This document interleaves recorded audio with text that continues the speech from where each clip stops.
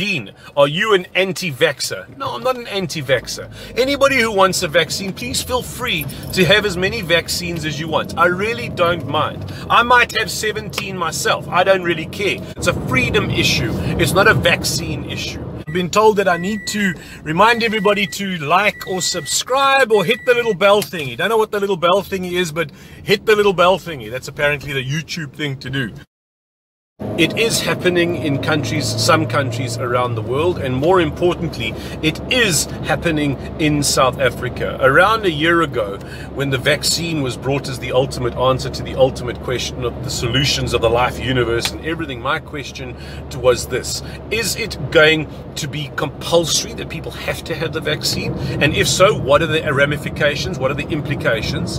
And if it's not, what are the implications? If people are free to choose not to have it, what are the implications? Those that choose not to have the vaccine, are they going to become undesirables and outcasts? Not allowed to get onto aeroplanes, not allowed to cross borders, not allowed to go to work, not allowed to go to shopping centers, not allowed to go to school, not allowed to interact with people in stadiums or whatever it might be. We need to know if that's going to be the case. When I asked that question, every single person that responded to me said, Dean, there's no ways that they could enforce something like that. There's no ways that they could reasonably do something like that. In December 2020, they started the rollout of the trials for it with the green passport here in South Africa. They did an event or a few events. They spoke about the one. In the one event, they had a few hundred people. Every single person had to provide their green passport. An app was loaded onto their phone. If they were vaccinated, the vaccine information was there. If they were not vaccinated, they had to be tested within 2 days. If that was not the case, they didn't get the green light to go in. They got an orange light, which means that they're potentially dangerous. So the only way that they would let them in is that they had to be tested before they went in, and we know that the tests aren't even accurate. But that's what happened. Those that came out with a red were expelled. They weren't allowed to enter the event, and they boasted on this.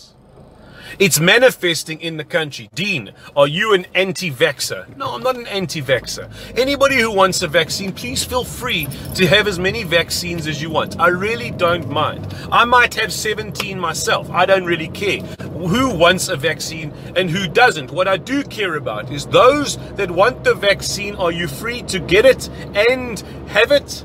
And those who don't want the vaccine, are they free to refuse it? It's a freedom issue. It's not a vaccine issue. Those of us, and I am concerned about the vaccine, the flu vaccines. I'm not an anti-vaxxer.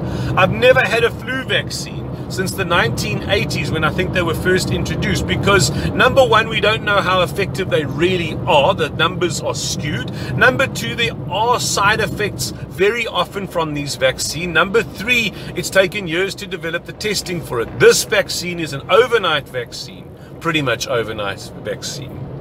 And it's being pushed that everybody has to have it. And I don't understand why, especially when we know that people with vaccines in the flu in the past still get the flu and can still pass on the flu.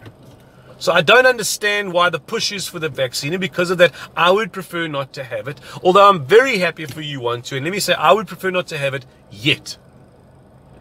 In the 1980s or 90s, I don't know, Microsoft was the main computer company Apple was struggling to break into, specifically where there were graphic designers on computers. So all your graphic designers were what they called Microsoft personas. They were Microsoft loyal. I'll never go to Apple. I'll never go to Apple.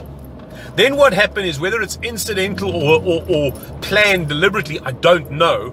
But then what happened is Apple developed the iPod. And all of the people who were on Microsoft felt safe to use the iPod because it was better than the normal MP3 and MP4. But what happened is, once they'd used the Apple iPod, it cracked their Microsoft persona. And within the next few years, many of those graphic designers moved on to Apple. It was like a tranquilizer that actually numbed them from their persona of moving over to Apple and rather being just a Microsoft persona character.